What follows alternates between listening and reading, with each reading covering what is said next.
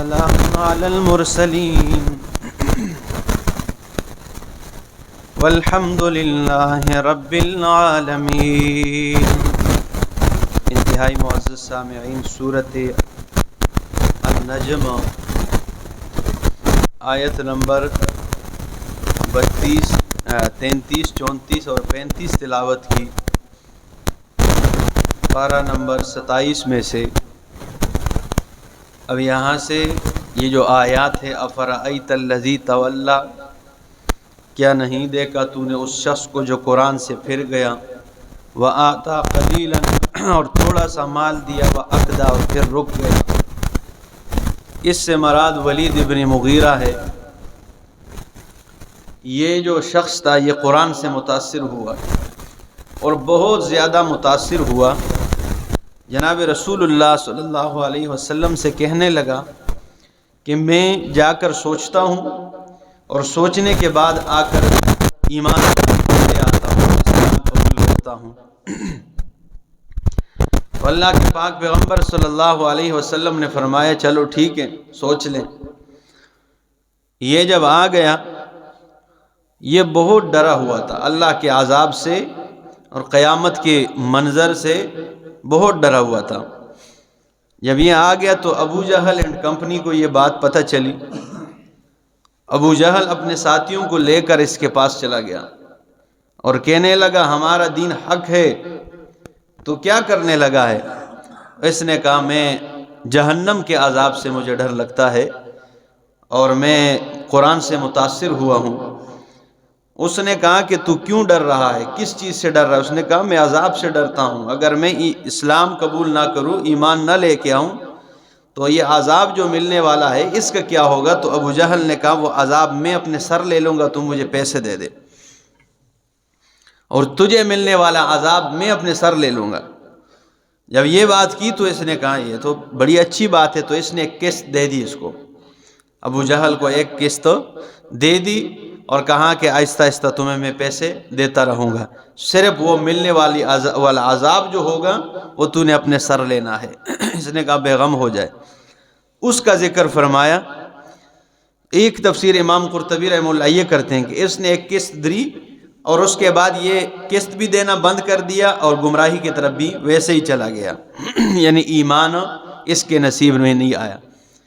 اور دوسری تفسیر یہ ہے کہ اس نے کچھ قرآن کی مدح کی، تعریف کی، اور کچھ الفاظ اس کی زبان پہ آئے اور اس کے بعد وہ عقدہ رک گیا، اسی پر معاملہ منقطع کر دیا قرآن کریم سے، تو گمراہی کے دلدل میں چلا گیا۔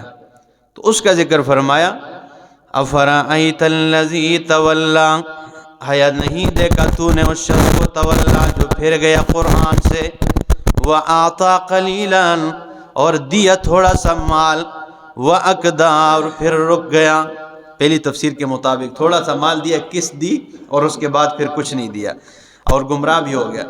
أَعِندَهُ عِلْمُ الْغَيْبِ، آیا اس کے پاس غیب کا علم ہے؟ فَهُوَ يَرَىٰ، کہ اس نے دیکھا ہے۔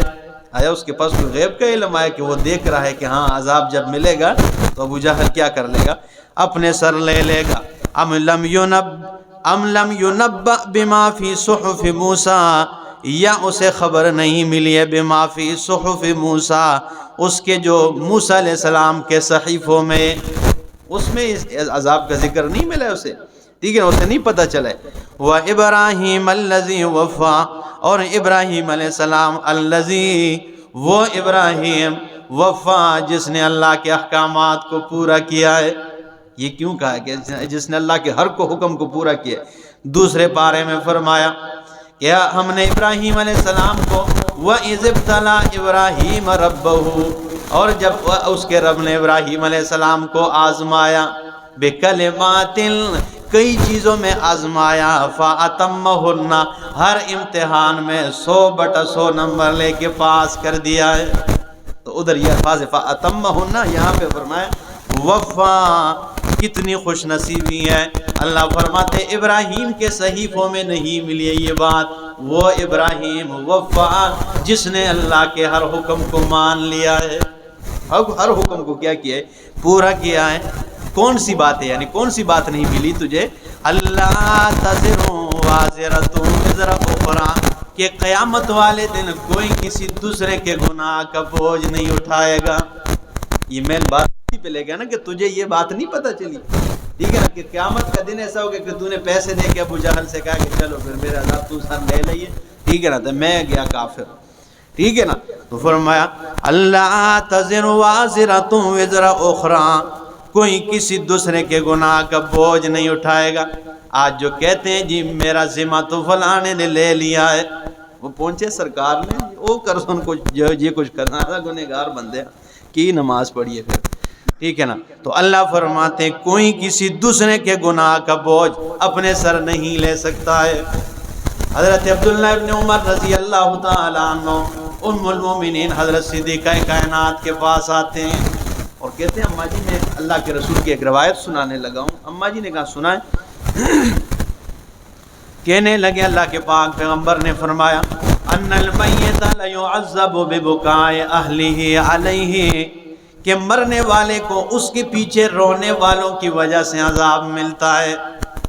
یہ روایت میں نے سنی ہے اللہ کے رسول کی زبانی، یہ نے مجھ تک پہنچی ہے کہ اللہ کے پاک پیغمبر نے فرمایا ان المیت لیعذب ببکاء اہلہ علیہ، لوگوں کے رونے کی وجہ سے مرنے والے کو عذاب ملتا ہے. آج بھی تقریباً آپ نے سنی ہوگی یہ بات، لیکن نہ رویا کرو جی. بعض لوگ کہتے ہیں یہ پھر سوٹے جڑے نا تو میت کی لگنے لگے، ٹھیک ہے نا، رونے کی وجہ سے. انہوں نے جب یہ روایت سنی ماجی نے تو وہ غصے میں آ گئی اور جلال میں آ کے کہتی ہیں تو نے کیا رب کا قرآن نہیں سنا ہے؟ یہ ہرگز میرے پیغمبر کی بات نہیں ہے. کہنے لگے رحمک اللہ ابن عمر، اللہ تجھ پہ رحم کرے، یہ میرے پیغمبر کی بات نہیں ہے، کیونکہ یہ والی بات قرآن کریم کے خلاف ہے. اب قرآن کی کون سی آیت کے ہے؟ ماں جی نے پھر یہ آیت پڑھی، فرمایا اللہ تزر وازرۃ وزر اخرى، کوئی کسی دوسرے کے گناہ کا بوجھ نہیں اٹھائے گا. روم میں اور مارا میر جہانگیر صاحب کو مارا جائے، یہ ہو سکتا ہے، ٹھیک ہے نا، یا روئیں آپ اور مارا مجھے جائے، یہ کیسے ہو سکتا ہے، ٹھیک ہے نا. ہاں رونا کوئی ٹھیک بات نہیں ہے، ٹھیک ہے نا، یہ رونا نہیں چاہیے جو خواہ مخواہ، ٹھیک ہے نا. اور ایک تو ابھی تو ایک ترتیب بنی ہے، یعنی ہر بندہ روئے گا، بلکہ میں نے دیکھا ہے اور عجیب سا لگتا ہے، ٹھیک ہے نا. آپ اچھے لوگ ہیں، دیندار لوگ ہیں، یہ چیز ختم کر دیں، ٹھیک ہے نا. ایک میت بندہ پڑا ہوتا ہے، دروازے پہ بندہ کھڑا ہوتا ہے، جو بندہ آتے ہیں ہو، اگر وہ بندہ ہاں ہاں نہ کرے تو یہ ناراض ہو جائے گا، بھائی اس نے یہ کام نہیں کیے. اب سامنے نظر آتا ہے، ٹھیک ہے نا، تو وہ بیٹھے ہوئے بندہ، ٹھیک ہے نا، وہ سوچتا ہے یہ کیا معاملہ ہے بھائی، ٹھیک ہے نا. خواہ مخواہ رونا تو دل کی بات ہے یار، ٹھیک ہے نا، آنسو نکل آتے بے اختیار، وہ ایک الگ بات ہے. لیکن خواہ مخواہ اور رو رو کر ہاں، اور اس کے بعد ایک دم کہے گا خیر وافیت سے پہنچے، ٹھیک ہو گیا، صحیح ہو گیا، راستے میں کوئی مسئلہ تو نہیں ہے، یعنی وہ رونا بھول، سب کچھ بھول. تو خواہ مخواہ ایک ترتیب بنا لینا، یہ ختم کر دینا، ٹھیک ہے نا. تو فرمایا ماں جی کہنے لگی اللہ تزر وازرۃ وزر اخرى، کوئی کسی دوسرے کے گناہ کا بوجھ نہیں اٹھائے گا. اگر یہ بات ہے تو پھر حضرت حسین رضی اللہ تعالیٰ عنہ کے پیچھے جو پیٹتے ہیں اور اپنے آپ کو چھریوں سے مارتے ہیں، تو پھر نعوذ باللہ ہم یہ سمجھے کہ عذاب ان کو ملے گا، نہیں بھائی ان کو ملے گا.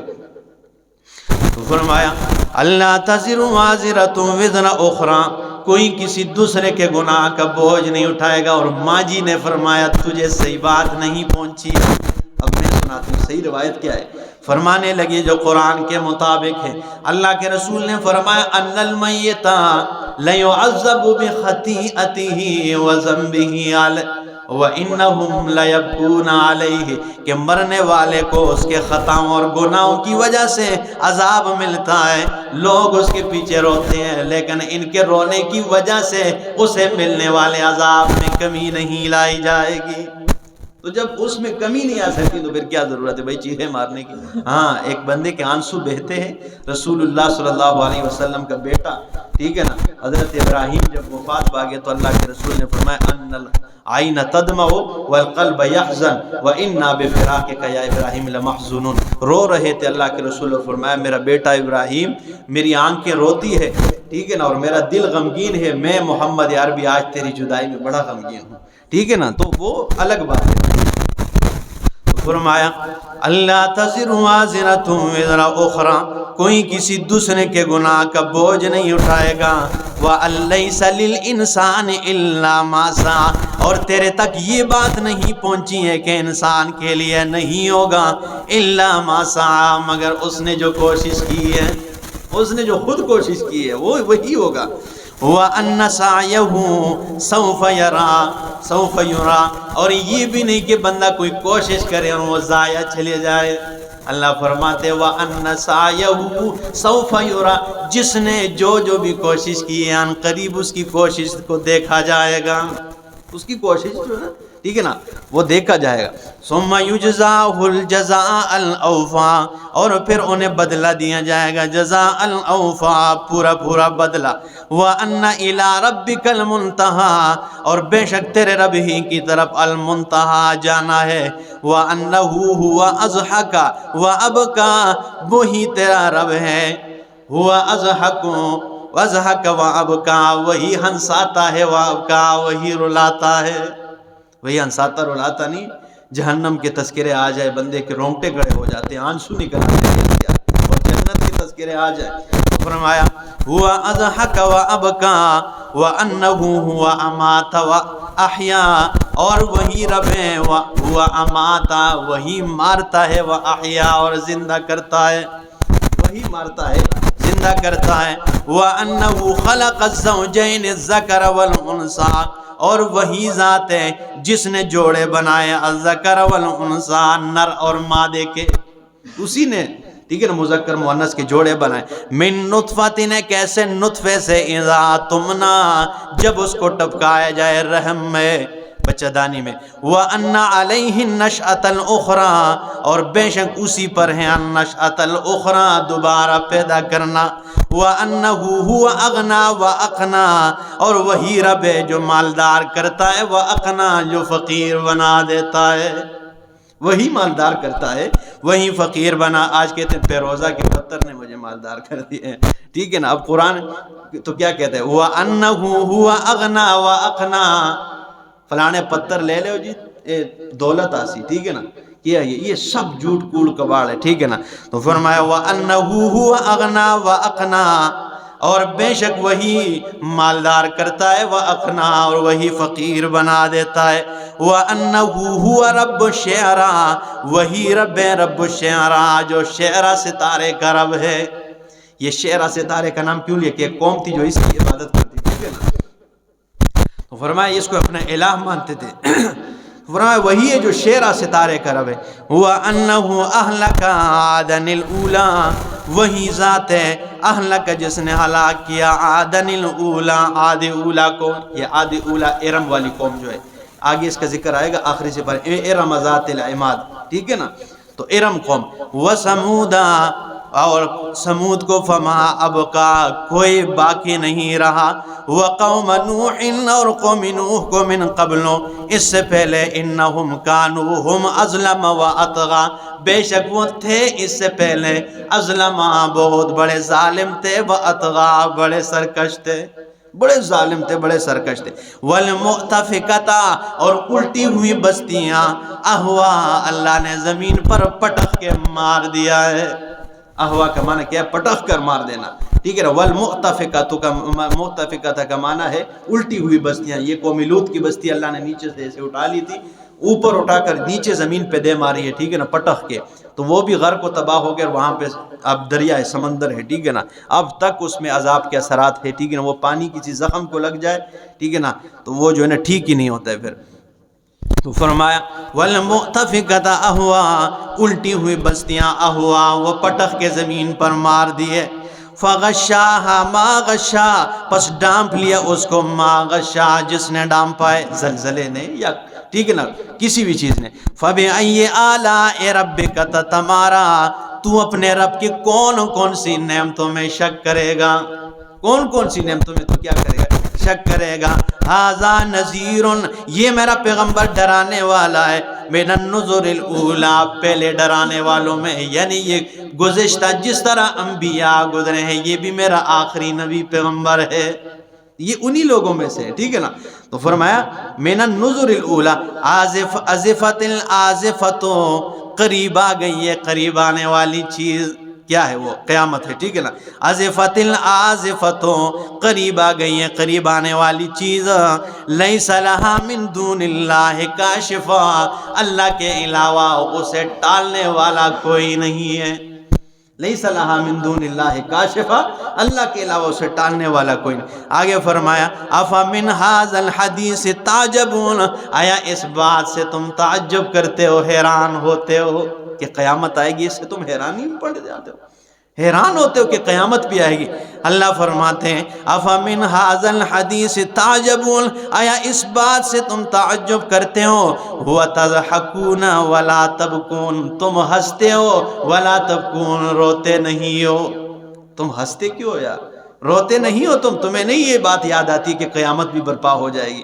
تو فرمایا وَتَضْحَكُونَ، تم ہنستے ہو، وَلَا تَبْكُونَ، تم روتے نہیں ہو، وَأَنْتُمْ سَامِدُونَ، اور تم کھیل اور تماشے میں لگے ہوئے ہو. دیکھیں نا کیا میں نے کہا تھا آخری سپارے ہیں نا، یہ سارا کا سارا قیامت. آگے اس سے دیکھیں اقتربت الساعۃ وانشق القمر، سورہ قمر شروع ہوگی، وہ بھی شروع ہی قیامت کے ذکر سے. تو فرمایا اللہ اکبر وَأَنْتُمْ سَامِدُونَ، اور تم کھیل اور تماشے میں لگے ہوئے ہو. فَاسْجُدُوا لِلَّهِ، پس اللہ کے سامنے سجدہ ریز ہو جاؤ. وَاعْبُدُوا، اور اسی کی بندگی عبادت میں لگ جاؤ. اللہ کے سامنے سجدہ ریز ہو جاؤ، وَاعْبُدُوا، اسی کی عبادت کرو. سورۃ نجم ختم ہوئی، آخری آیت بالکل سجدے والی ہے، ادھر ہی سجدہ کر لینا، پھر بعد میں مطلب بھول جاتا ہے، ٹھیک ہے نا. تو یہ سجدہ ہے، سجدہ تلاوت. اور انشاءاللہ اس اگلے درس میں سورہ قمر شروع کریں گے. اللہ سمجھنے اور عمل کی توفیق عطا فرمائے.